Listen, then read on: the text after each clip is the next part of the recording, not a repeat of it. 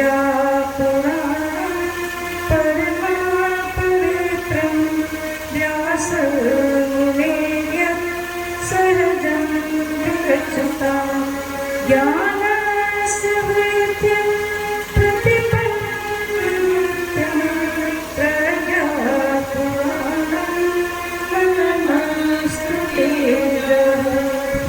पंचोपचार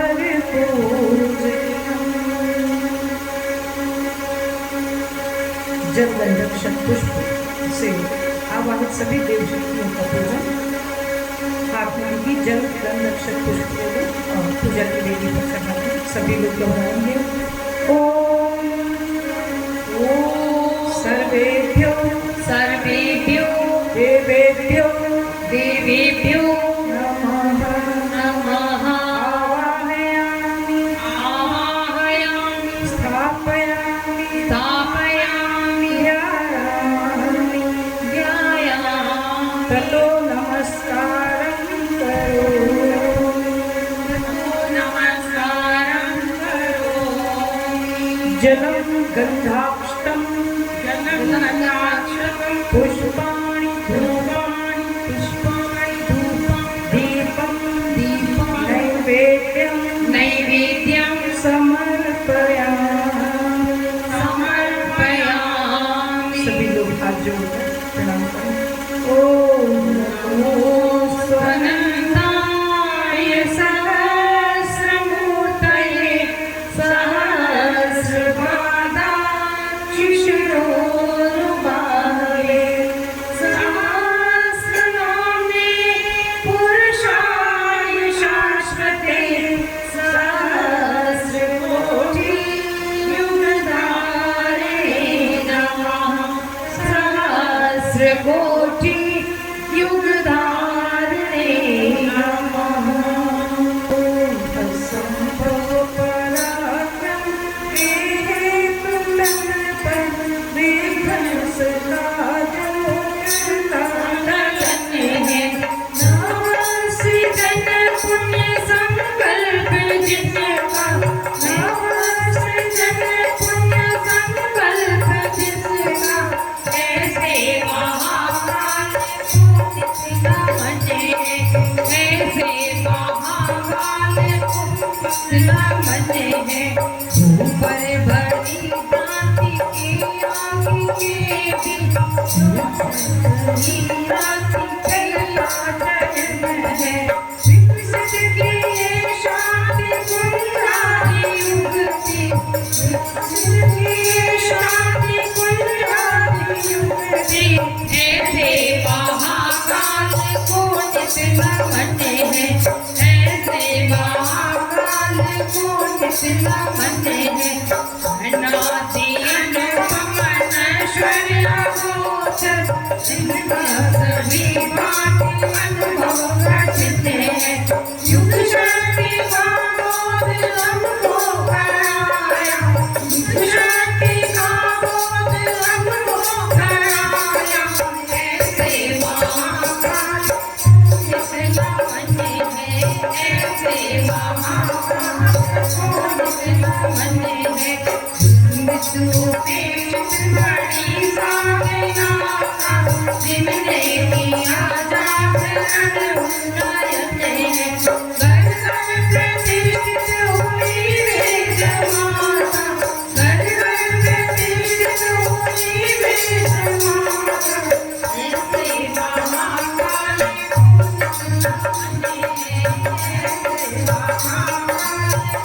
जितना मने है अज्ञेय विज्ञान यज्ञेय जीवन जो सृष्टि पोषक ज्ञान है प्रतिष्ठित बनाया प्रतिष्ठित बनाया ऐसे महाकाल ऐसे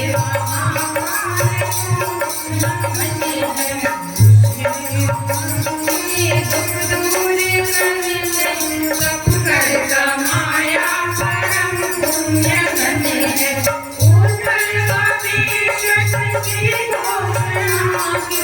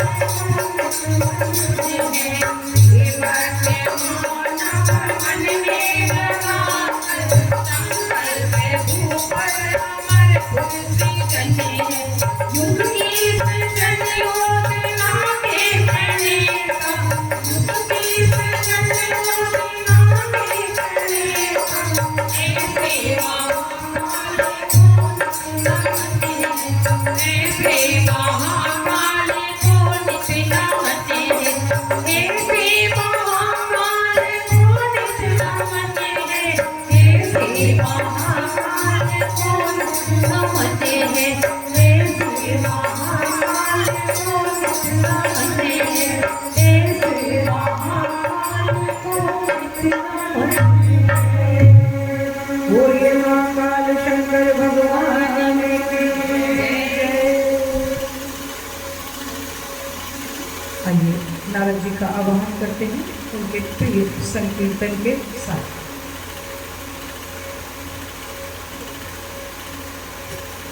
श्रीमन नारायण नारायण नारायण श्रीमन नारायण नारायण नारायण श्रीमन नारायण नारायण श्रीमन नारायण नारायण नारायण श्रीमन नारायण नारायण नारायण श्रीमन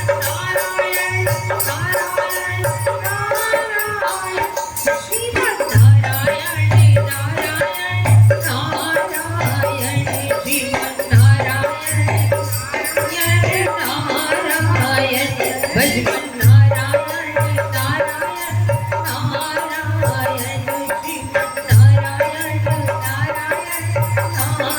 नारायण श्रीमन नारायण नारायण नारायण श्रीमन श्रीमन नारायण नारायण नारायण श्रीमन नारायण नारायण नारायण श्रीमन नारायण नारायण नारायण श्रीमन नारायण नारायण नारायण। बोलिए देवर्षि नारद की जय।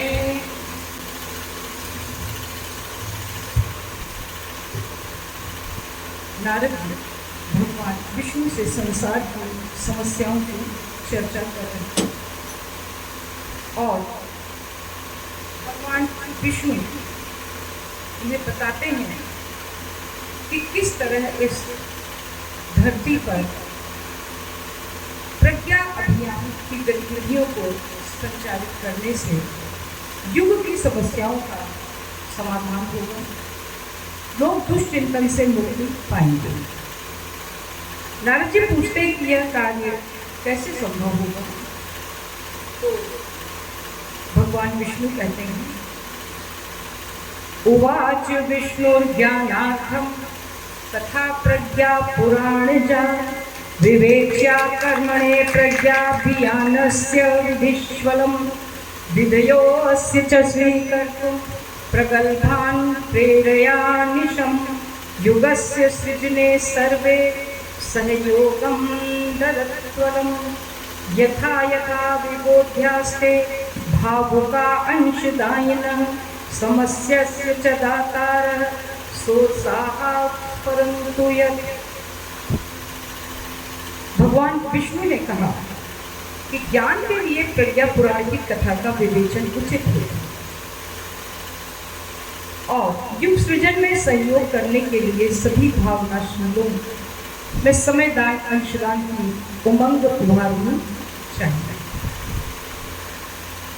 समयदान के बिना कोई भी महत्वपूर्ण कार्य संभव नहीं है। हम कोई भी कार्य करें तो हमें समय दान देने की आवश्यकता पड़ती है। इसी समय दान के लिए वानप्रस्थ और संन्यास आश्रम निर्धारित किए गए थे।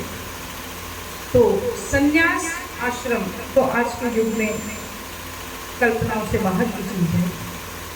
हम सभी को चाहिए कि अपने पारिवारिक दायित्वों को पूरा करने के बाद हम वानप्रस्थी जीवन जिए और परिवार में रहते हुए ही हम लोक कल्याण के काम करते हैं। बौद्ध धर्म का बड़ा ही प्रचार है और बौद्ध धर्म के प्रचार का श्रेय जाता है बुद्ध के शिष्यों को, जिन्होंने पूरे विश्व में भ्रमण किया और बौद्ध धर्म का प्रचार। यह प्रचार कोई आसान कार्य नहीं है। यह कोई ऐसी राह नहीं है जो फूलों की है।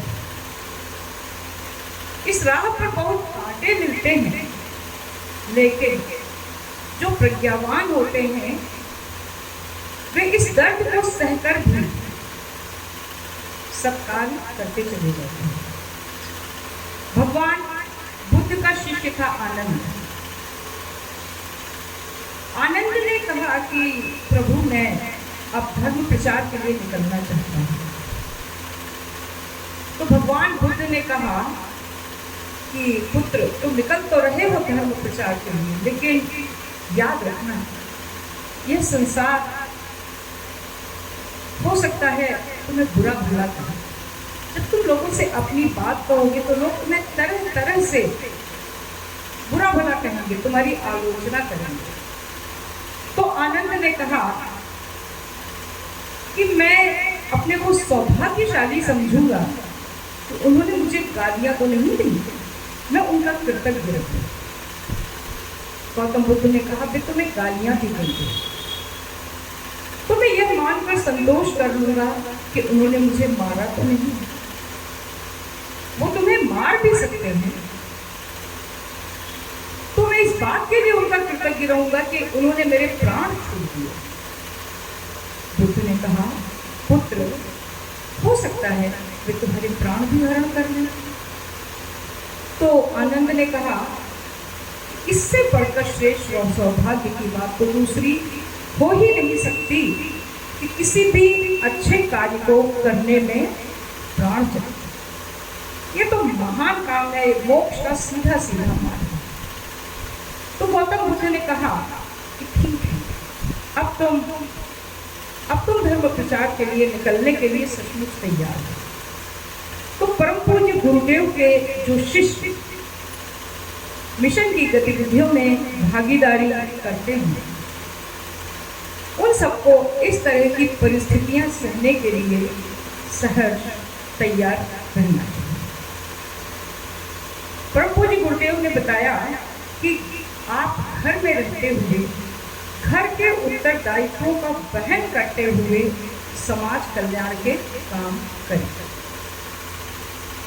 एक व्यक्ति था जो बार बार अपनी पत्नी को प्रताड़ना देता था, बात बात पर क्रोध करता था, बात बात पर धमकी देता था कि मैं घर छोड़कर सन्यासी हो जाऊंगा।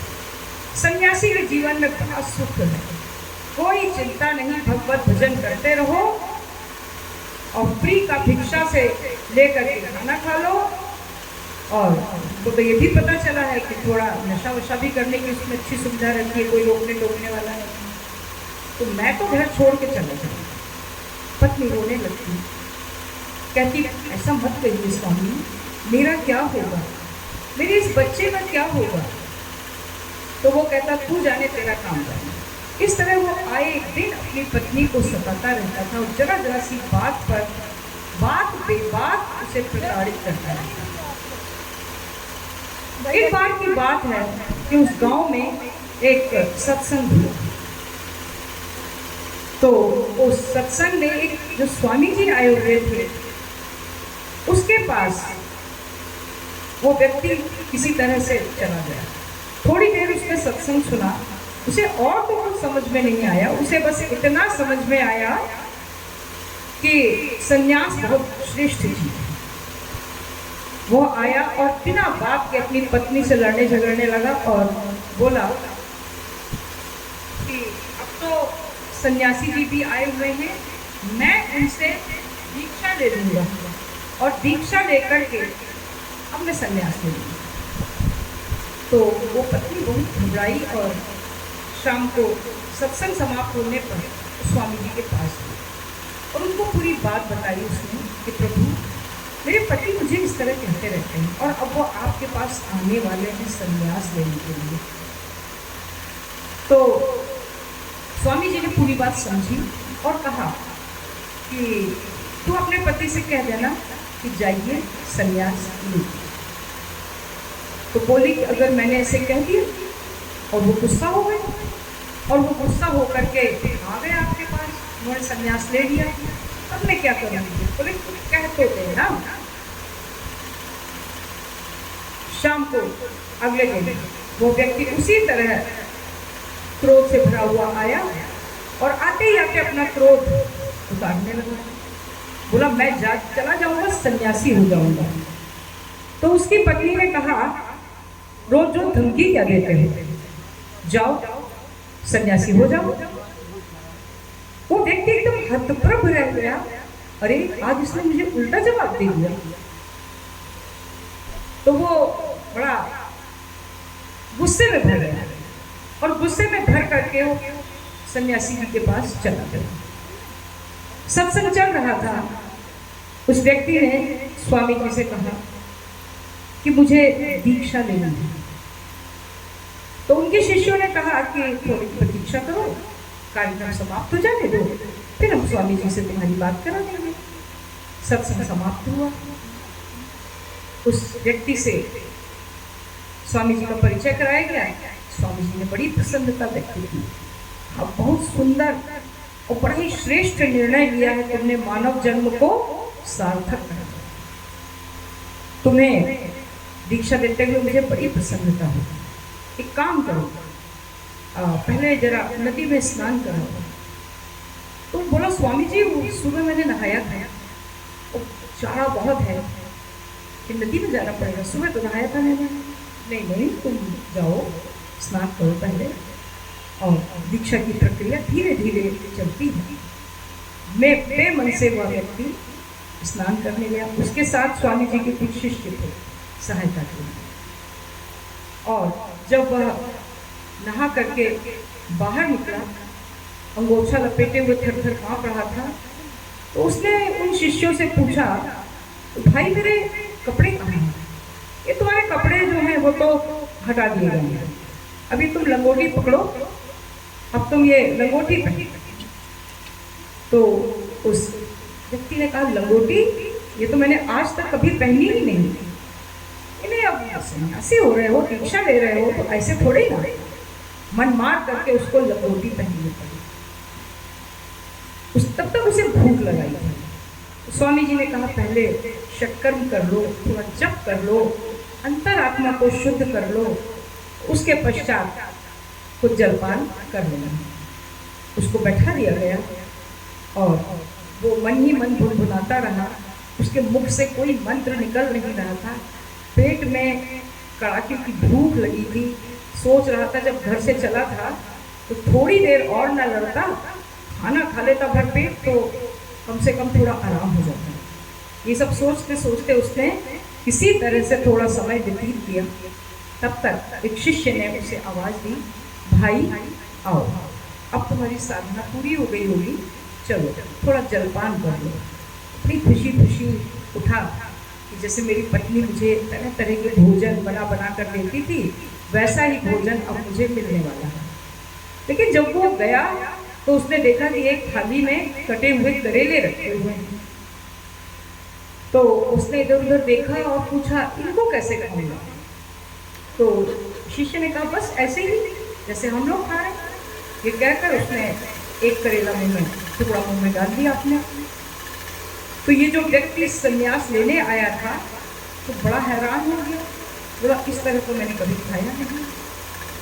तो शिष्य ने बताया कि देखो स्वामी जी तुमको दीक्षा तभी देंगे जब तुम ये पहले की परीक्षाएं पास कर दो। हम लोग सन्यासी हैं, हमारे पास एक कमंडल होता है, केवल एक कमंडल लेकर हम भिक्षा लेने निकलते हैं। हमें कोई खीर देगा तो भी उसी कमंडल में लेते हैं, हमें कोई कटहल देगा तो भी उसी कमंडल में लेना होगा, व्यंजन देगा, हलवा देगा, करेला देगा, तो हमें तो उसी कमंडल में लेना होगा ना। हमको ये तो है नहीं कि बहुत सारे 5-6 कमंडल लेके चले, भैया मीठा इस वाले कमंडल में देना और नमकीन इस वाले कमंडल में देना, ऐसा तो हम करेंगे नहीं। तो वो बोला कि तो क्या रोज इसी तरह का खाना खाना पड़ेगा? हमने तो सुना था कि सन्यासी लोगों को बढ़िया बढ़िया भोजन मिलता है। भोजन अगर बढ़िया बढ़िया करना है तो सांसारिक जीवन जियो, श्रम करो, कमाओ और परिवार में रहो, मन चाहो भोग करो। परम पूज्य गुरुदेव ने कहा भी है कि गृहस्थ एक तपोवन है जिसमें रहकर संयम, सेवा और सहिष्णुता की साधना करनी पड़ेगी। तो जाओ, घर जाओ और घर में अपने आराम से रहो। वो व्यक्ति बोला कि मैंने संन्यास का इरादा त्याग दिया, अगर मुझे इतना ही सब कुछ सहना है, इतना कष्ट सहना है, तो परिवार क्या बुरा है। मेरी पत्नी भी मेरे को बहुत प्यार करती है, सेवा करती है, मेरा बड़ा प्यारा सा शिशु है, मैं उनके पास जाना चाहता हूँ, मेरे वस्त्र तुमने कहाँ रखे हैं? उसने कहा वस्त्र हमने रख दिए थे कि शायद तुम्हारा इरादा बदल जाए, ये लो अपने वस्त्र, उनको पहन लो, स्वामी जी को प्रणाम करके अपना इरादा बता दो, उसके बाद तुम जा सकते हो। उस व्यक्ति ने स्वामी जी को प्रणाम किया और बताया कि मैंने संन्यास लेने का इरादा छोड़ दिया, और वो अपने घर चला गया और बहुत आराम से अपनी पत्नी के साथ रहा। तो अगर संन्यास लेकर मुफ्त का खाना और मस्ती करना यही प्रयोजन है तो यह समय दान की श्रेणी में नहीं आता। परम पूज्य गुरुदेव ने इसे महत्व नहीं दिया। उन्होंने कहा है कि तुम घर में रहकर ही वानप्रस्थी का जीवन जियो, घर घर जाओ, लोगों को अपनी बात समझाओ, थोड़ा बहुत कष्ट उठाओ, और जब तुम कष्ट उठाओगे तो तुम्हारा परिमार्जन होगा, किसी से स्वर्ग के और मोक्ष के द्वार खुलेंगे। सुनते ही यह राह नहीं है फूलों की, कांटे ही इस पर मिलते हैं।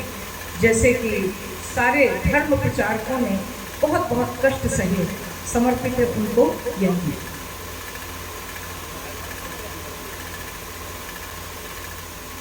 कांटों के पथ पर चलना है, जन सेवा कोई खेल नहीं, जनहित में मरने वालों का फूलों से कोई मेल नहीं। कायर ही क्षण क्षण मरते हैं, बलिदानी मरते एक बार, भोगों से मुक्ति अरे पाओ, मानव जीवन है खेल नहीं।